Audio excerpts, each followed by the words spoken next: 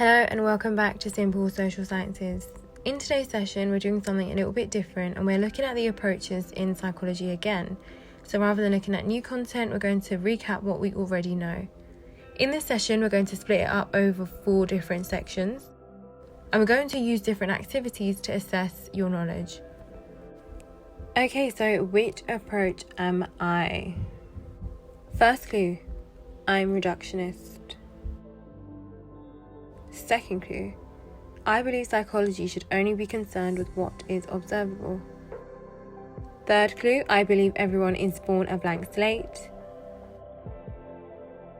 And fourth clue, I came up with operant and classical conditioning. Which approach am I? Yes, this was the behaviourist approach. We started off a little bit easy, and now we're going to move on. Clue number 1, I am deterministic. Clue number 2, I believe brain scans can reveal important information about behaviour. Clue number 3, I use family studies to study and explain behaviour. Clue number 4, I believe structures of the brain, genes and evolution can explain behaviour. Which approach am I? Yes, I am the biological approach. Moving on to the next one. Clue number 1, I believe the way we think influences how we behave. Number 2, my theories have been used to develop CBT. Number 3, the computer analogy can explain how humans process information. And number 4, schemas. Which approach am I? Yes, I am the cognitive approach. Clue number 1, I have been described as a bridge. Clue number 2, my theory was based on children. Clue number 3, I believe we learn from observing and imitating others. Clue number 4, we are more likely to imitate role models. Which approach am I? Yes, I am the social learning theory. So clue number 1, behaviour can be explained by childhood trauma. Clue number 2, id, ego, superego. Clue number 3, defense mechanisms. Clue number 4, Oedipus complex. Which approach am I? Yes, I am the psychodynamic approach. So, clue number 1, I believe we all have free will. Clue number 2, with unconditional positive regard, we can reach our full potential. Clue number 3, hierarchy of needs. Clue number 4, self-actualization. Which approach am I? Yes, I am the humanistic approach. Now we're going to move on to another section. We're going to do a multiple choice round and you're going to have about 5 seconds to pick out the correct answer for each one.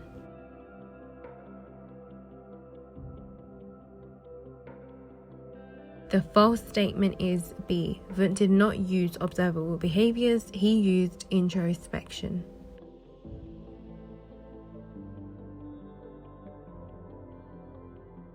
So D is not a behaviourist assumption. They are only concerned with observable behaviours.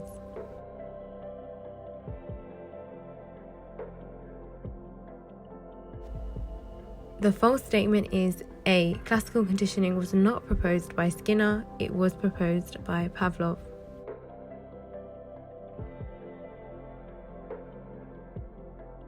The false statement is C. The key concept for social learning theory isn't positive reinforcement but vicarious reinforcement.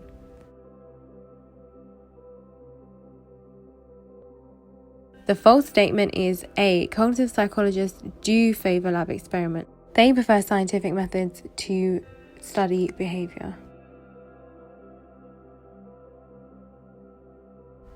The false answer is B. Genetic explanation focuses on how genes and inheriting these genes explain behaviour.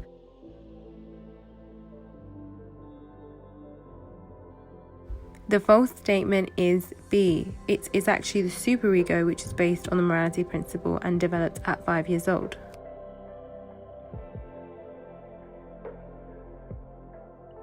The false statement is D. It is not a reductionist approach. It's actually viewed as a holistic approach because it considers looking at the person as a whole and also looking at therapy in a holistic manner. Our next section in revision is going to be focusing on evaluation rather than theory, and you will need to fill in the blanks. I'm not going to read any of these out. You can read them and fill in the blanks.